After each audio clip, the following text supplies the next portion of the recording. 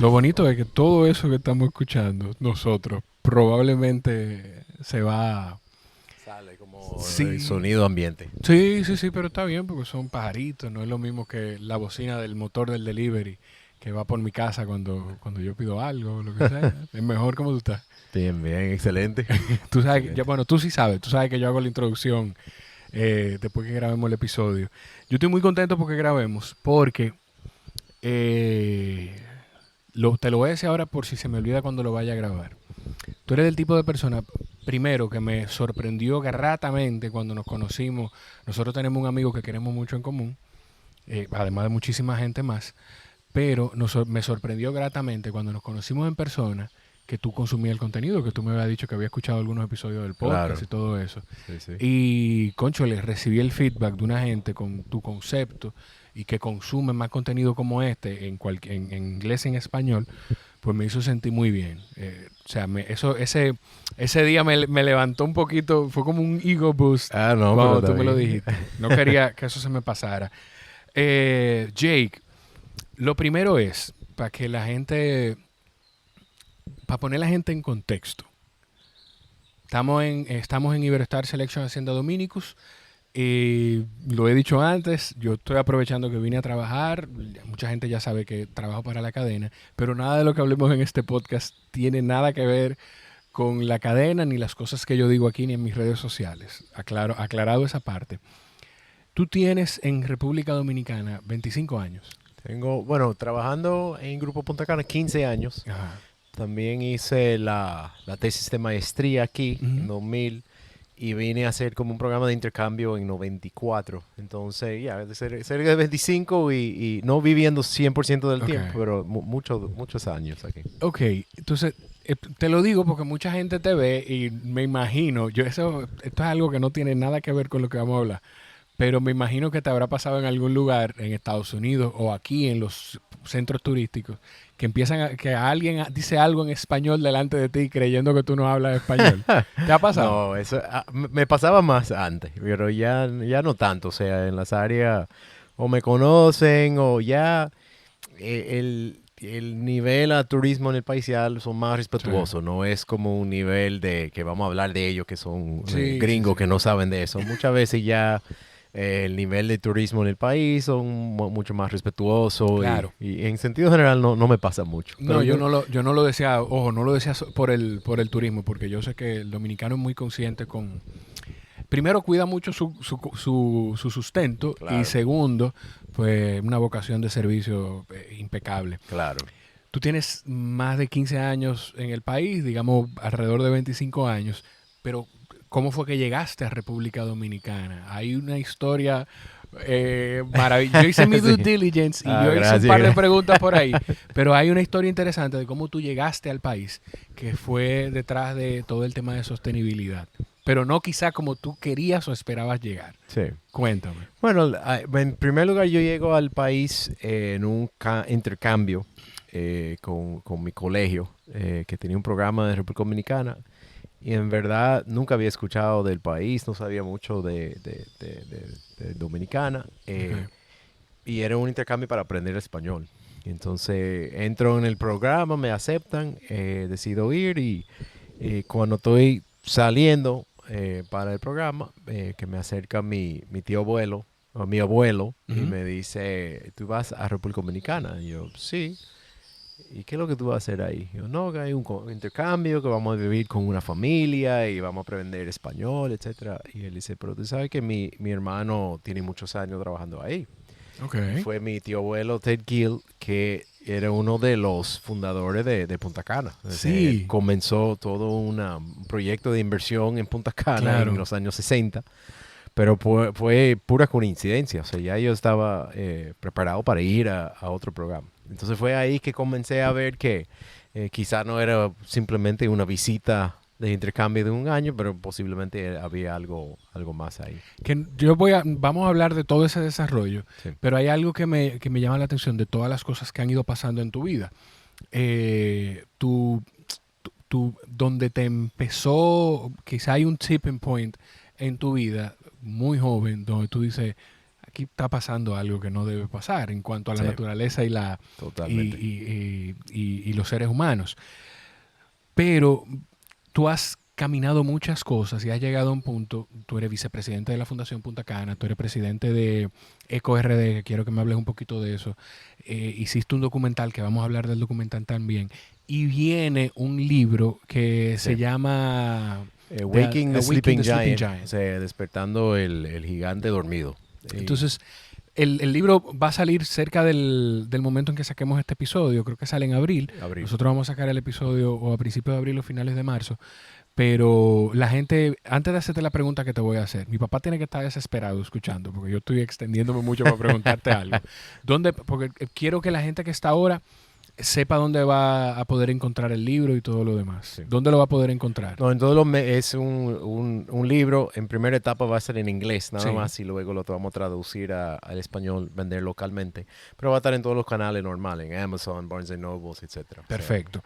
Entonces, donde voy a preguntarte, VP de una fundación, presidente de un grupo, el documental premiado y exhibido en distintas plataformas, creo que está en Amazon Prime, y en Amazon Video, en Apple y en otras plataformas, el libro, que me han dicho, quienes han tenido la oportunidad de leerlo, me han dicho que está espectacular.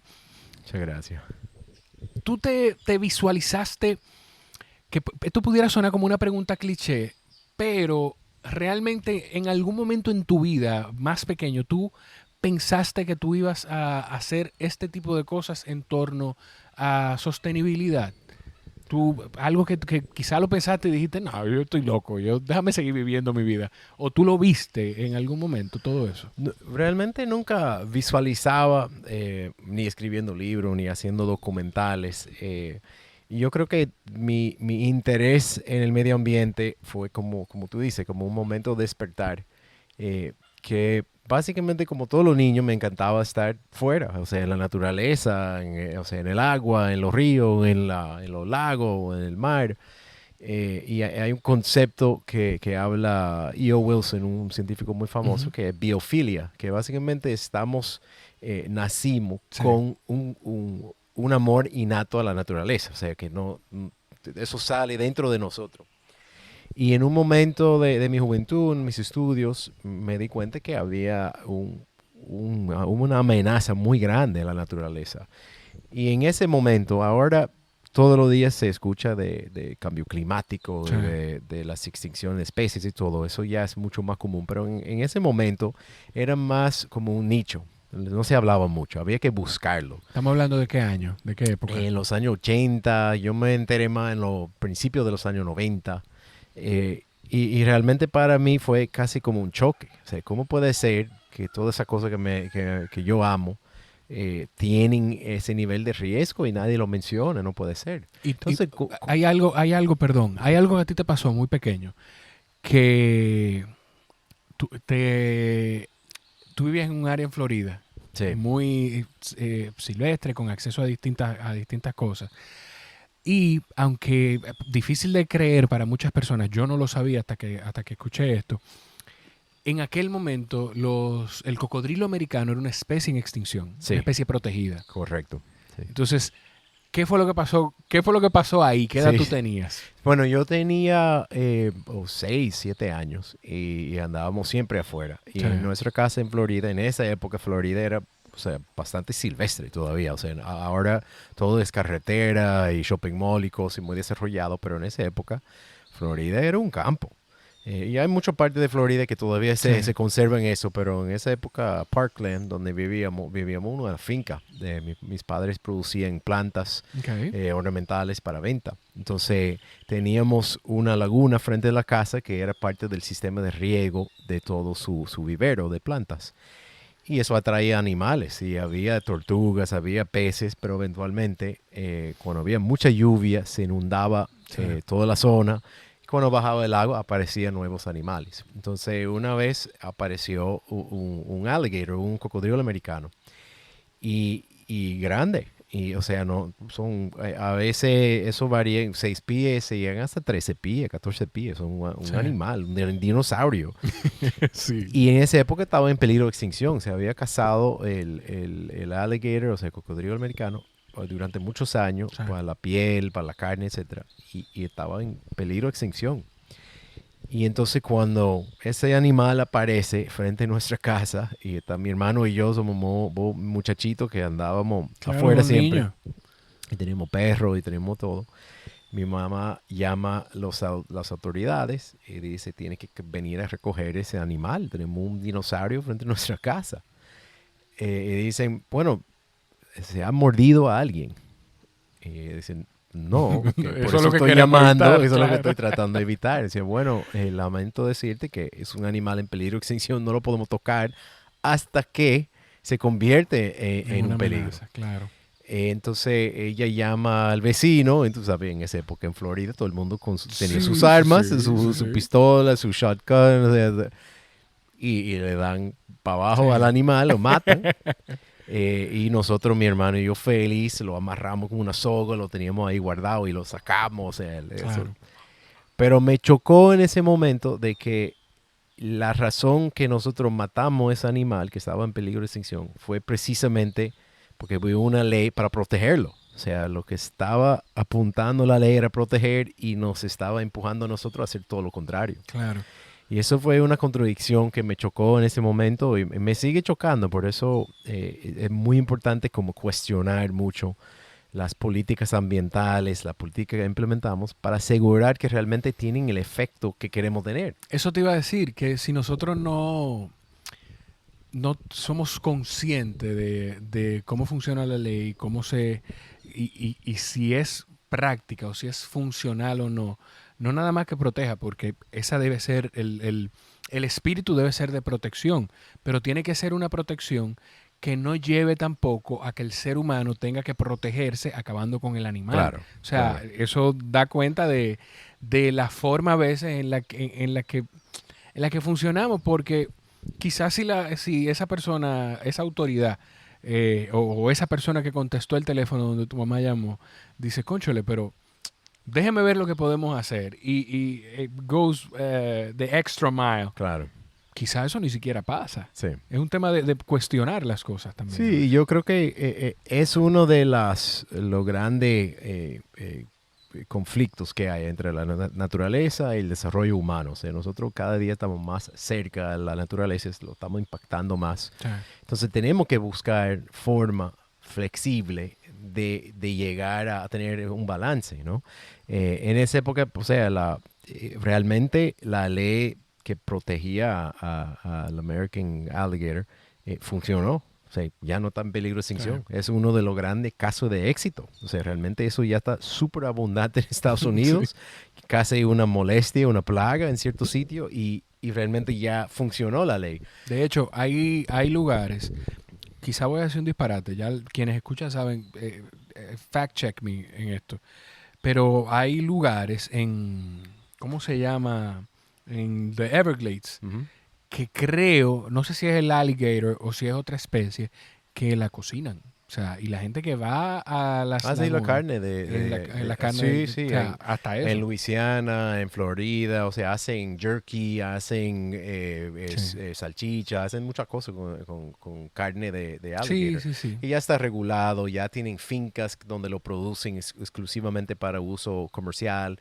Se utiliza de la piel. Es un animal que reproduce bastante rápido. Entonces, realmente un buen manejo permite que existe en la naturaleza y también se puede tener algunas de las comercializaciones Tú que sabes se que, tenían que antes. hay mucho tema con eso, hay mucha resistencia, hay gente que comprende, hay diferentes puntos de vista para no tomar un lado u otro. Nosotros creo que consumimos un podcast que es de Joe Rogan Podcast, tenía Sí. mucho que no hacía referencia de él en este. Y él habla de los wild hawks, creo, o una especie que hay una zona en Estados Unidos que tienen que cazarlas porque llegaron a convertirse en una plaga. Sí, O sea, que acaban con animales domésticos, con la sí, casa de las personas. Y ya hay un tema de que hay que cazarlos por eso. Entonces, pero entra también un tema de protección ambiental, de si eso está bien, si no. No sé, dónde voy es que, o sea, si está bien encontrar un balance o si nosotros debemos llegar a un punto en el que tenemos que aprender a alimentarnos de otro tipo de proteína que no sea la proteína animal. Te lo digo porque regularmente, esto no es un estereotipo, pero casi siempre las personas que llevan el nivel de conciencia de sostenibilidad que tú tienes y con la forma coherente con la que tú vives y te manejas, pues también van cerca de un estilo de vida hasta vegano. Sí, yo creo que eso depende mucho, depende del estilo de vida de uno. Yo creo que hay muchos ejemplos. El Joe Rogan, él tiene otro podcast ahí que se llama el Meat Eater, que es un grupo que representa una comunidad de cazadores y pescadores, Sí, pero respetuosos, que conocen muy bien la naturaleza, estudian los animales, lo cazan de una forma respetuosa, lo consumen ellos mismos, respetan las leyes, influyen en tener leyes coherentes. Entonces hay forma de hacer de todo. O sea, no estoy diciendo que es obligatorio no consumir claro, carne para ser sostenible. Pero sí creo que las leyes hay que adaptarlo a realidades locales. Y eso quizá el aprendizaje más importante que yo he tenido en toda mi carrera, y lo que hablamos mucho lo que yo hablo mucho en el libro, es que la sustentabilidad es un acto con sentido global, sí, pero son acciones locales. O sea, hay que aplicar soluciones a nivel local, porque cada situación es un mundo. Hay acciones que tomamos en Punta Cana que quizás no tienen sentido en Valladolid o no funcionan igual, y hay que adaptar esa realidad a una comunidad local. Entonces imagínate a un nivel de un país claro. tan grande y diverso como Estados Unidos o como República Dominicana. Entonces hay que tener cierta flexibilidad, y la sustentabilidad yo creo que es parte del concepto, y eso es lo que me ha traído a sustentabilidad, es que es un ejercicio en creatividad, en buscar soluciones que funcionan, que son flexibles, que tomen en cuenta diferentes puntos de vista, no obligan a ser todos igual. O sea, no tenemos que ser todos Ok, ambientalistas claro. hardcore, sino queremos tener esos animales, entonces tenemos que buscar una forma de tenerlo. Queremos tener agua potable, queremos no vivir rodeado de basura. ¿Cómo lo vamos a lograr? Entonces es buscar soluciones a nivel local, pero tener un impacto mucho más global. Tú hablas mucho de eso y no sé si el libro también va de eso. Estamos hablando de The Awakening of the Sleeping Giant, que va a estar disponible en todas las plataformas de venta de libros como Amazon. Me imagino que localmente lo tendrás en alguna Sí. librería cuando se traduzca a español.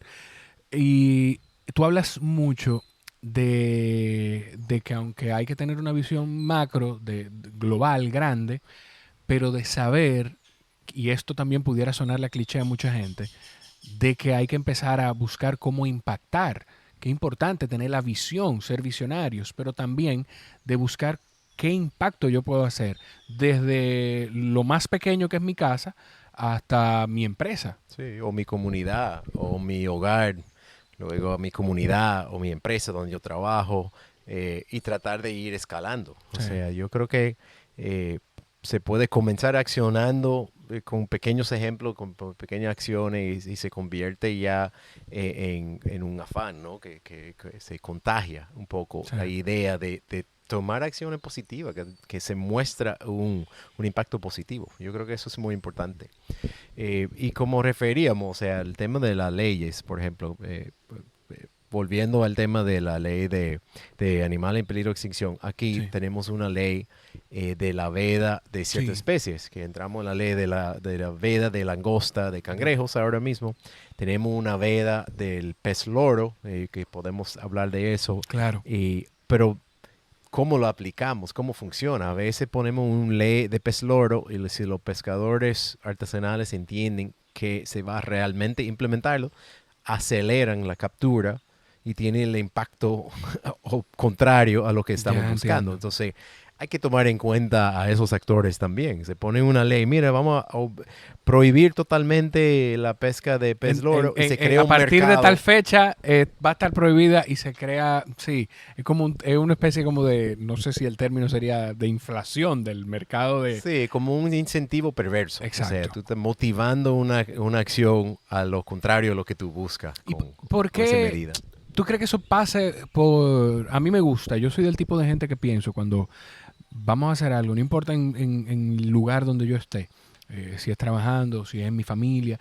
Yo siento que las personas cuando se involucran en los procesos de creación de una regla, de un proceso, valga la redundancia, o, o manejan más información de la que simplemente lleva el enunciado, son más conscientes. ¿Tú sientes que ese tema de la participación en la creación de las vedas o de brindarle conciencia a los pescadores tiene que ver con eso de la depredación que se da antes del principio de la veda? Yo creo que hay que ver una combinación. O sea, yo estoy de la escuela de protección ambiental de todo incluido, ¿no? Que realmente hay que pensar qué va a motivar cada público, ¿no? Okay. El pescador realmente, muchos de ellos tienen su estilo de vida, tienen su forma que han aprendido cómo sobrevivir, cómo generar ingresos. Entonces, antes de ir a modificarlo, hay que conversar con ellos y ver su realidad. Y si hay una motivación para ellos, hay que buscar esa motivación, incentivo. O sea, en el caso de Punta Cana, uno de los ejemplos del libro, que los pescadores podemos caer atrás de ellos con vigilantes y barcos y todo, tratando de eliminar la pesca ilegal. Pero lo encontramos mucho más económico, más fácil contratarlos para otro trabajo. Exacto. Y al principio estaban muy resistentes, decían, no, pero yo gano X en la pesca mensual y tú me vas a pagar eso. Y nosotros, no podemos pagar tanto, pero te pagamos esto. Y resulta, primero, que muchos de los pescadores ganaban ese monto que tenían en su cabeza periódicamente, pero la pesca no es garantizada. No es estable. Entonces, ellos a veces ganaban ese monto tan importante y a veces duraban meses que no ganaban ni cerca de ahí. Y por otro lado, muchos de ellos, la pesca es una inestabilidad. O sea, reciben, no tienen, acumulan deuda. Entonces, cuando tienen dinero, luego tienen que pagar la deuda. Porque con lo organizado que somos, que es el hombre latino, no el dominicano, el hombre latino en general es muy organizado. Estoy hablando sarcásticamente, por si acaso. Y los pescadores más. Entonces, las necesidades, el nivel de, de ahorro que quizá tienen. No, para no hablarlo de un tema de formación, sino hasta de información. Un tema de tener información, de entender que pueden venir tiempos complicados. Son personas que aprenden de la experiencia, los que aprenden. Sí. El que no aprende simplemente vuelve a caer en el círculo vicioso. Así es. O sea, yo he tenido acceso a información, he estudiado, me manejo con... tengo diferentes círculos de amistades con gran conocimiento y yo soy una persona que no sé manejar, o sea, yo no sé manejar dinero. Yo no sé manejar mi dinero. Entonces, ¿qué yo estoy haciendo? Ya yo lo he dicho un par de veces.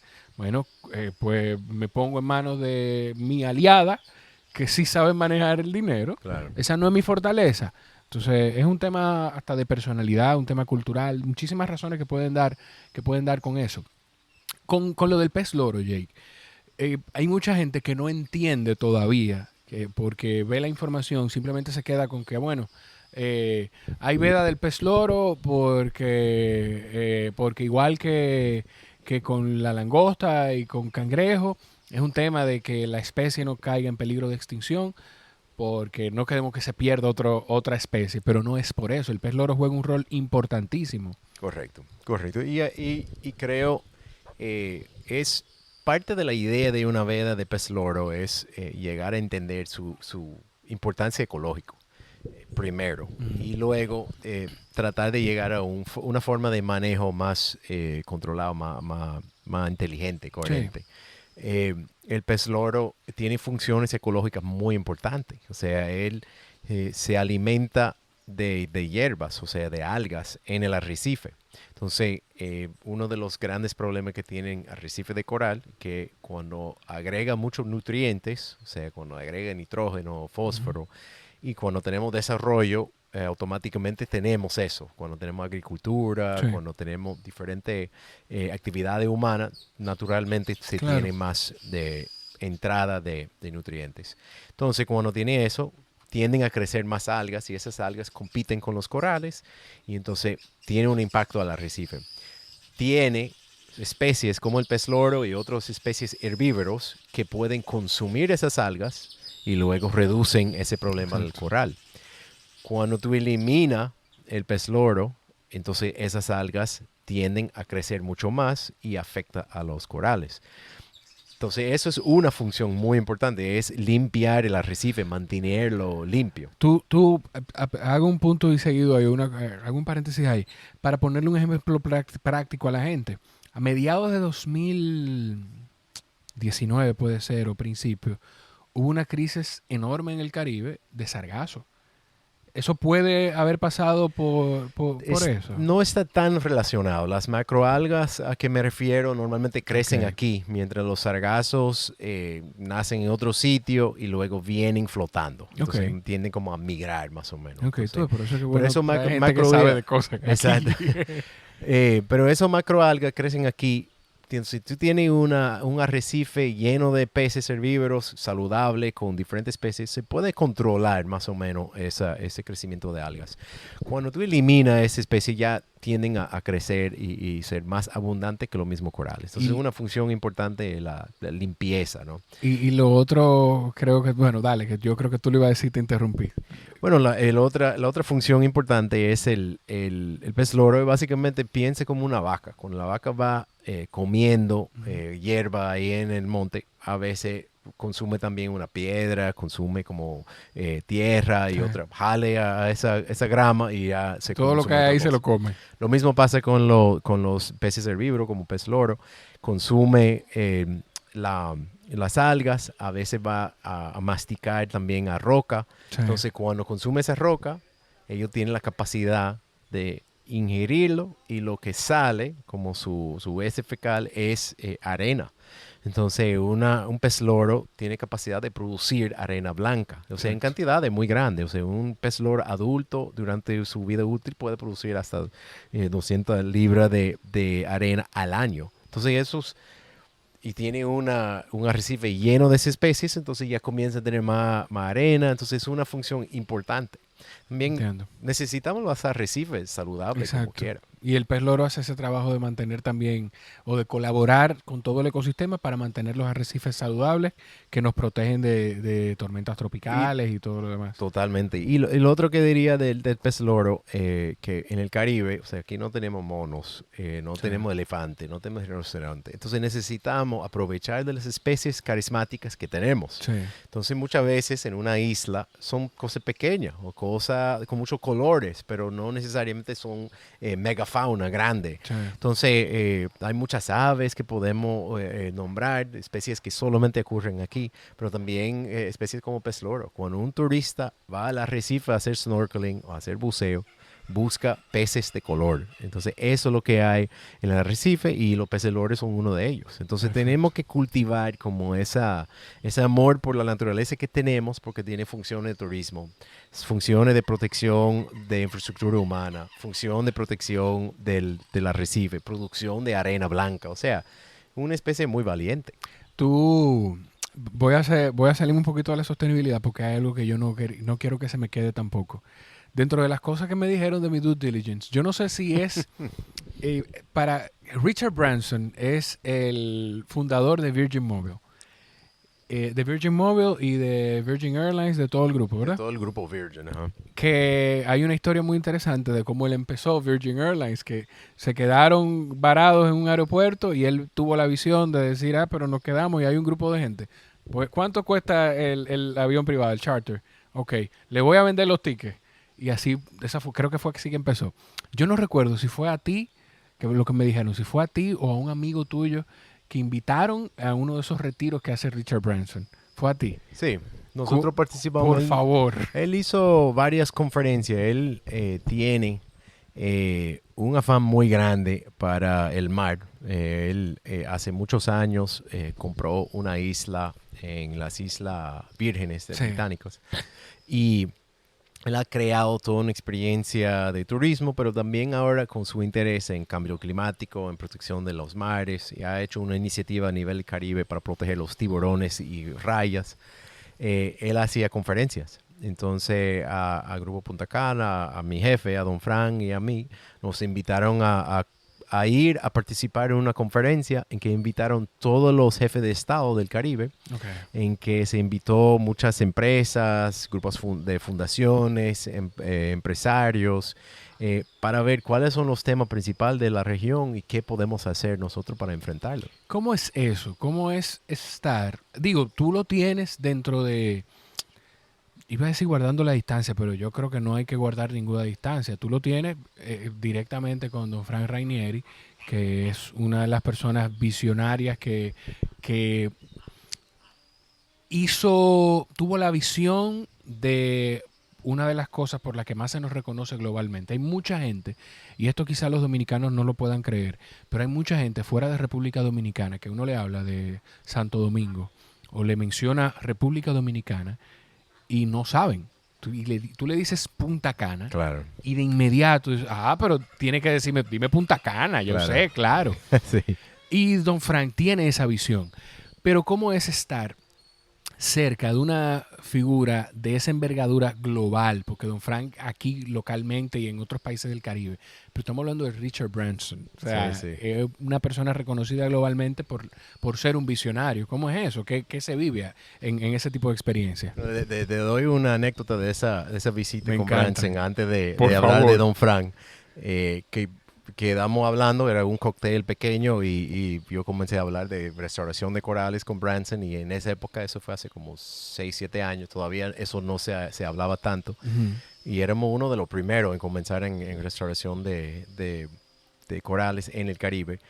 Yo me topé con Branson y alguien me presenta y comencé a hablarle de los corales y entonces no dejan entrar ahí a cenar y yo sigo hablando con él. Me dice, siéntate ahí. Me senté al lado Espera, de o sea, Branson. tú venías hablando con él desde el cóctel, llegan a cenar y él te dice, no, siéntate aquí. Entonces quedé hablando con él y estaba ahí, al otro lado de él fue lo que ahora es como la encargada de responsabilidad social de la compañía Tiffany, que es uno de los que están muy metidos en el tema de responsabilidad social. Ok.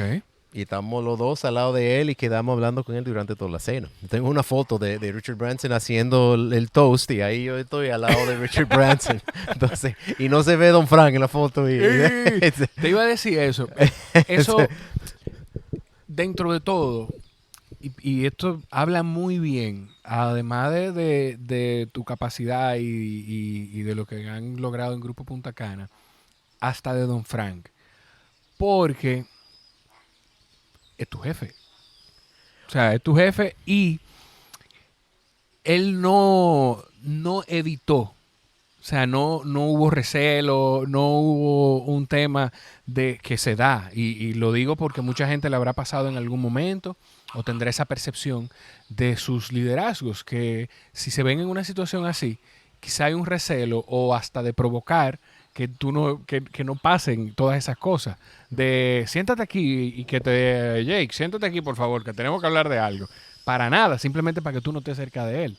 ¿Verdad? O sea, habla bien de Don Frank también. No sé cómo es esa experiencia trabajando con él. Bueno, yo le tengo que decir que Don Frank, que se ha bregado con presidente de otros países, con personas de mucho nivel, o sea, él es una persona sumamente humilde. O sea, Don Frank, tú puedes estar con él y el presidente de Estados Unidos o el expresidente de Estados Unidos, Bill Clinton, o tú puedes estar con él y él hablando con un maletero del hotel como si fuera un mejor amigo. O sea, él tiene la capacidad de andar en todos los niveles sociales y no le importa. O sea, él es súper cómodo en quién es, súper humilde.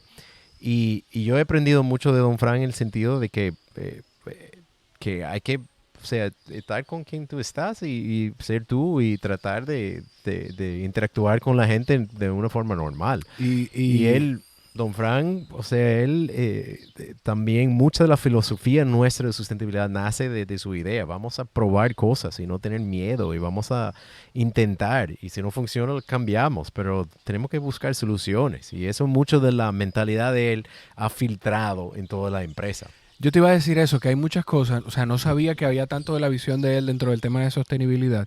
Sé que tiene esas ideas, pero dentro de todo, él ha sido como, va a estar muy poético esto, pero ha sido como el viento debajo de tus alas, porque de hecho creo que el libro tuyo está dedicado para tu tío o abuelo. Sí. Ted Keel y para Frank Rainieri. Sí. Y sobre todo como innovadores accidentales de la sustentabilidad, porque ninguno de los dos se formaban pensando que vamos a transformar el mundo a través de la sustentabilidad. Los dos han hecho contribuciones muy importantes a la protección ambiental, al mejora de condiciones sociales en su entorno, pero, nunca tenían como esa idea. Lo han hecho aprendiendo y intentando y experimentando, y porque tenían una visión positiva del mundo y querían tener un impacto positivo, pero son pioneros accidentales. O sea, nunca era como un tema, era básicamente vamos a solucionar ese problema y ha ido como sobre la marcha realmente transformando en líderes en ese mundo. Tú mencionaste un científico que hablaba de biofilia Sí, y yo había anotado aquí de las cosas que anoté, es que yo siento, y quizá eso le da valor, eso le da fuerza, y lo que tú me estás diciendo de Don Frank y de tu tío, yo siento que hay un tema instintivo en el ser humano hacia la naturaleza y hacia protegerlo y hacia la economía sostenible, más que de depredadores. Yo creo que hay un tema instintivo hacia eso. Mira por qué lo pensé, no tiene nada que ver con esto. Pero el otro día, mi abuela, o sea, no sé, las abuelas americanas serán igual que las abuelas dominicanas, que si tú vas a su casa, pues probablemente vas a salir con algo de comida de la que ella ha hecho para llevarte para tu casa. Y mi abuela nos manda la comida, y eso es algo que yo recuerdo desde pequeño, en envases de helado. Ella, si había un frasco de cristal, lo guardaba y utilizaba eso mismo para mandar una habichuela riquísima que hace. Y eso es instinto. O sea, a mi abuela nadie le ha hablado de economía circular, ni mucho menos. Ella no sabe probablemente qué es eso. Eso es instinto. No. sí, yo creo que ese instinto y además depende mucho de su historia, ¿no? O sea, mis abuelos venían de la Segunda Guerra Mundial, entonces las condiciones eran otra cosa. ¿Sabe? Ahora el mundo vivimos en que todo es muy cómodo, todo es muy barato, muy fácil de consumir y desechar, consumir y desechar. Y yo creo que esa línea de esa época de escasez nos da muchas lecciones. Debemos coger algunos de esos aprendizajes, porque eventualmente eh, estamos aprendiendo que no se puede llegar a simplemente desechar todo. O sea, el costo es muy alto, pero el costo es diferente. O sea, lo que yo consumo aquí quizá no me costó mucho para Claro. comprarlo, pero cuando se contamina el agua y luego el costo de agua sube, la disponibilidad y calidad de agua es más difícil, entonces ahí que el costo se refleja. Eso en los términos ambientales se llama externalidades, que es básicamente no se refleja el costo real de las Ujú. cosas económicamente, porque lo recibimos gratis, el agua, el Exacto. aire natural, el aire libre, sin contaminación, la playa lo encontramos lindísimo. Para arreglarlo, cuando tú lo dañas después, ya eso tiene un costo muy alto. Tú dices lo de, mira, o sea, por eso el sentido de esto es poder tener este tipo de conversaciones, porque yo no lo había pensado de esa forma. Ella aprendió a maximizar los recursos Claro. porque vivió aquí también una época de De los... Yo no sé si escasez. tú conoces la época de los 12 años de Balaguer, que fue una Claro. época de represión complicada, y ella la vivió y vivió momentos difíciles a través de eso. Lo conecto así con lo de tu abuela y lo de la Segunda Guerra Mundial. La escasez le enseña a la gente a ser handy, a utilizar todo lo que tiene. Claro, y ser más creativo y realmente apreciar lo que uno tiene. Ahora, el tiempo de abundancia que estamos viviendo, el consumerismo y que podemos conseguir todo tan económico Sí. y el costo de desechar es tan bajito en términos relativos que realmente no apreciamos las cosas. O sea, yo lo veo ahora con mis niños. Tenemos una cantidad de juguetes y es constante la llegada de juguetes, vienen de todos los lados y muchos Sí. son reciclados, son de otra persona de reuso o que lo donan o lo que sea. Y hay un flujo de esos juguetes entre todos los niños de la misma edad, tú lo sabes. Sí, sí, sí, sí, sí. Pero de otra forma, o sea, quizás si no tuviera tantas cosas, el niño se analiza más a Tiene uno más de los tiempo. juguetes. O sea, él día a día ve muchísimas cosas diferentes y entonces, y a veces quizá apreciaría más si tuvieran menos. Y lo Tú, mismo yo encuentro mucho, yo lo observo y tú no puedes comprar 1000 cosas nuevas para el niño mío, pero el carajito está tan feliz con lo jugando con la mismo. gravilla frente a la casa, o sea, o una hoja, o viendo o sea, el patio caminando conmigo, o sea, a él no le importa que el color, el plástico, lo que sea, él lo que Exacto. quiere es ver cosas nuevas.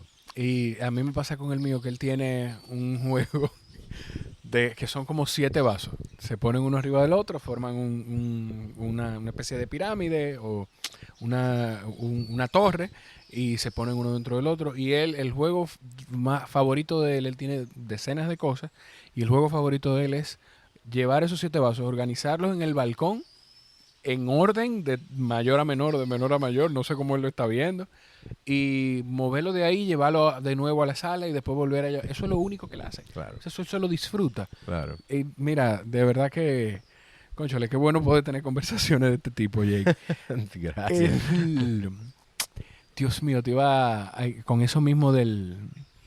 Bueno, Ay, quería sí, mencionarte, claro. mientras tú piensas en eso, que parte, y estando aquí en Iberostar, que de parte de nuestro en grupo, mucho del libro se trata de eso, de que, primero, ¿qué pueden hacer las empresas? Sí, Eh, y, y no es simplemente hacer un listado de check, o sea, ok, ya arreglamos esto, el otro, bla, bla, ya tenemos certificación, o sea, eso no inspira a nadie, o sea, por eso yo nunca he estado eh, muy conforme simplemente con certificar. Yo no tengo nada en contra de las certificaciones claro. ambientales, hoteles, etcétera, pero nadie se inspira por un sello. O sea, lo que se inspira por las historias, por la razón de que, por qué se hizo y por la innovación, por creatividad.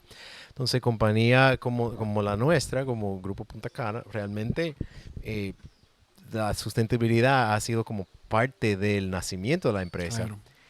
Y es algo que hemos encontrado que tenemos una capacidad de lograr cambios que quizá no tiene una fundación o no tiene una comunidad solo o no tiene el gobierno local o quizá ni el gobierno central. Que las compañías tienen una capacidad de innovación, tienen recursos, tienen de creatividad que no existe en otras Sí. entidades públicas. Entonces, yo creo que eso es un rol muy interesante y el nombre del libro, Waking the Sleeping Giant, básicamente eso, que las empresas todavía podemos sacarle más provecho, que Podemos, podemos explotar más esa capacidad de innovación. y es algo tan pequeño como la forma de cultural en la que yo he aceptado lo que hace, por ejemplo, te estaba hablando de lo que se hace en Iberostar a través del movimiento Ola de Cambio, que en principio yo cometí el error delante de alguien de decir el proyecto Ola de Cambio y ella me explicó y me dijo, no, nosotros no le llamamos proyecto porque los proyectos tienen un final, esto no tiene un final, esto es la iniciativa, el movimiento. Y hay cosas que me han motivado. Primero, yo he aprendido un mundo de los arrecifes de coral con el laboratorio, con el vivero.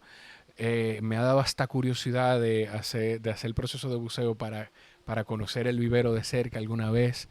El tema de la eliminación de plásticos de un solo uso. La conciencia de los procesos de pesca responsable. Y todo eso me va habilitando, me va preparando a mí, me va llevando a mí con una idea de que yo llego a casa y yo, si antes venía de Santo Domingo a Valladolid o a Punta Cana y me tomaba 3, 4 botellas de agua, yo salgo con mi botella reutilizable Claro. de mi casa y si tomo mucha agua, pues me llevo dos. Me llevo 2 botellas y me la tomo en el camino y no compro el plástico. Y en casa he empezado o más bien quiero empezar a separar las cosas para hacer el hábito con mi hijo de llevarlos a los puntos de reciclaje.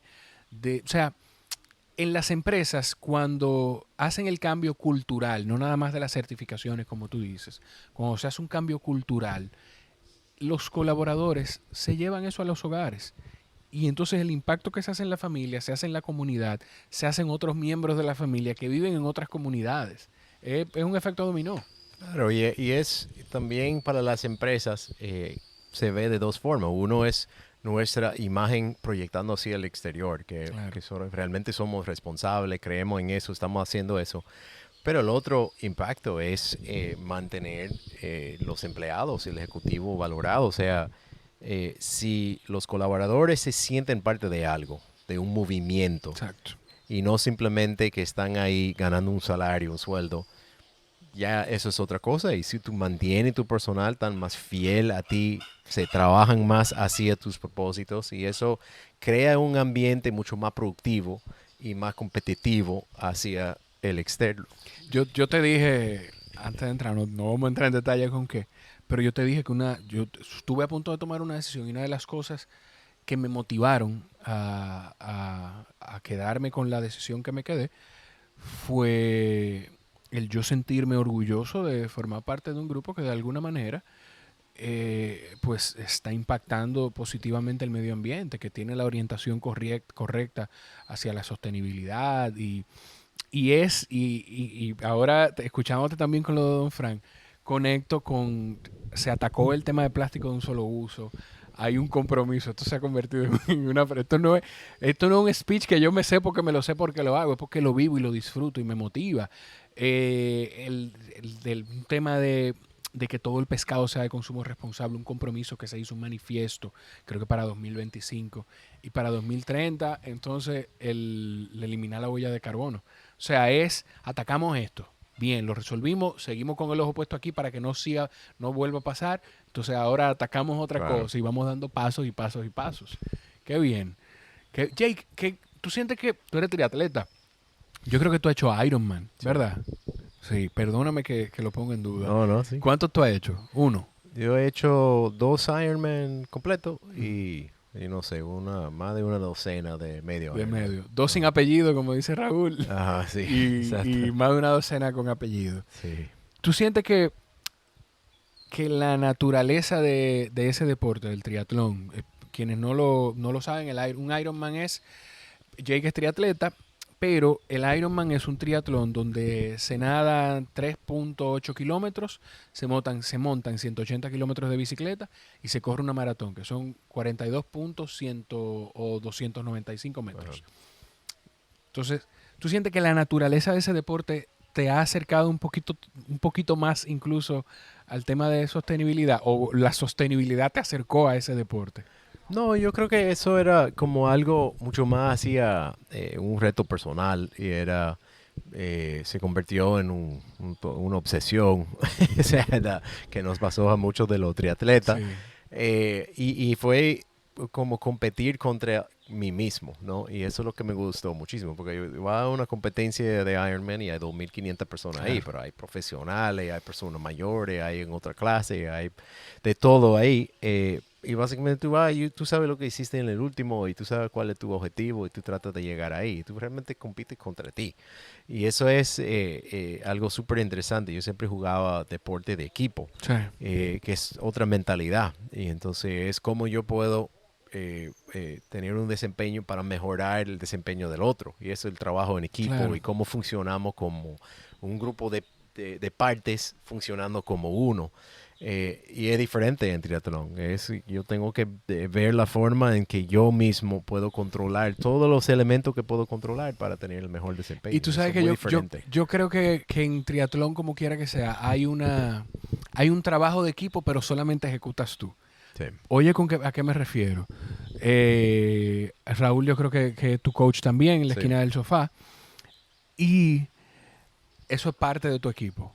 Pero también está tu esposa, que es claro, sí. parte de tu equipo. Porque yo recuerdo, no sé si fue en Miami en Olla o en otra carrera, recuerdo verla con el coche esperándote en una de las metas. Eso es la Claro. meta que yo la vi, pero quién sabe las otras y las cosas, los acuerdos a los que hay que llegar para tú poder pasar por un entrenamiento. O sea que Claro. también hay como una mentalidad de equipo, aunque sea uno solo que ejecute al Sí, final. sí, totalmente. O sea, hay los que te permiten, te aportan y te lo ayudan a los logros.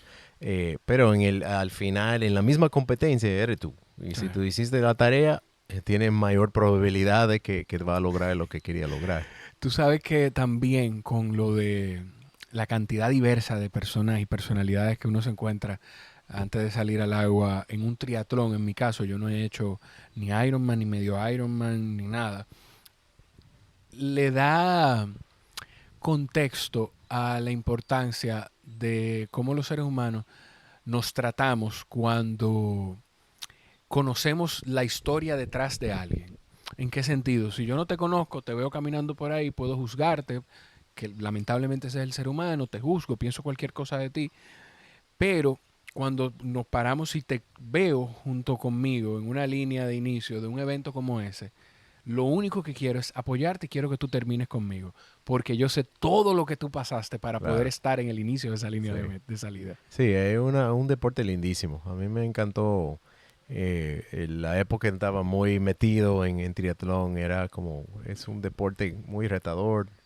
Te ayuda también en el trabajo, o sea, Eso te iba a eficientizar. preguntar. Yo creo que una de las épocas más eficientes que yo tenía en mi vida fue cuando estaba haciendo triatlón, porque consume tiempo. Entonces, para tú lograr tener el trabajo y hacer todo lo que tienes que hacer en tu vida normal, ir a hacer triatlón y entrenar para triatlón, hay que estar eficiente, hay que programar, hay que planificar, hay que saber dónde está todo. O sea, es un ejercicio interesante, Sí, con yo creo mucha que disciplina. hay algún estudio, yo lo voy a buscar para tener la fuente fresca, que dice que la gente que hace deporte de resistencia, triatlón esencialmente también, pues es más atractiva para algunos headhunters y para alguna gente de reclutamiento, porque son personas regularmente que tienen un nivel de organización que lo que tú tienes que encontrar la forma de que esa organización y esa eficacia puedan llevarla al lugar Claro, de trabajo. Por eso claro. mismo que tú dices, son Sí, muchísimas cosas que hacer. sí,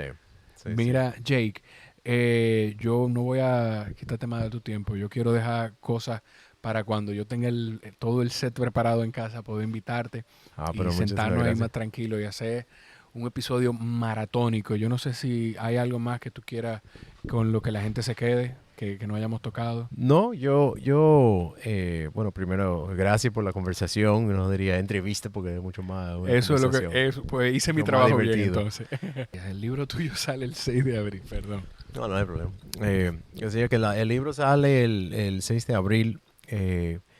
Creo que lo que me gusta del libro es que son historias reales, son ejemplos concretos. Y creo que puede ser de utilidad, porque básicamente una de las filosofías del Grupo Punta Cana es compartir lo que hemos aprendido, las experiencias, y no es simplemente guardar esos secretos como cooperativos, resolvimos ese problema, no le diga a nadie. Sí, Realmente el tema de sustentabilidad es un tema de compartir, de tratar de lograr una mejora a nivel al entorno, claro. incluyendo los competidores, y tratar de que logramos un cambio a una escala mayor. Entonces, eso es el objetivo del libro, básicamente compartir lo que nos ha funcionado, lo que no ha funcionado, qué se puede mejorar en otro sitio, por qué habría que cambiarlo, etcétera. Y la idea es básicamente tratar de que llevamos una sociedad un poco mejor en base a la experiencia de un grupo que tiene muchos años haciéndolo. Perfecto. Son historias con las que la gente puede identificarse y que quizás si tú no le has dado la oportunidad al tema de la sostenibilidad y la economía circular, pues piensa en que de ahí tú vas a poder sacar cosas. Primero que te van a motivar probablemente a eso. Y segundo, que pudieras, si tienes la visión, aplicar a otras cosas en tu vida, a otras áreas de tu vida. Eso que tú dices me resuena muchísimo de la importancia de compartir. La gente exitosa y las organizaciones y las empresas exitosas no son las que consiguen las cosas y se quedan con la fórmula, Claro. sino las que son capaces de compartir los procesos, porque no es nada más un tema económico, no es nada más un negocio, es una visión apasionada de que el turismo crezca, de que podamos llevar una vida sostenible y convivir con el medio ambiente y con la naturaleza. No ser depredadores, sino convivir de la manera correcta, how it was meant to be con la naturaleza. Sí, totalmente. Y es un tema práctico también. O sea, si una propiedad, un hotel o un resort resuelve todos sus problemas y no tiene basura y no tiene problemas de agua y todo está perfecto, pero el vecino está en condiciones horribles, entonces no hace nada porque va a tener el mismo impacto negativo hacia nosotros. Entonces es muy importante tratar de que logra una mejora que aumenta el nivel de todos, no solamente propiedad por propiedad. Yo recuerdo, ya estamos terminando, señores, yo recuerdo que cuando hablamos cuando nos vimos en persona y hablamos un poquito, yo te comenté en un momento de lo que estaban haciendo en Iberostar.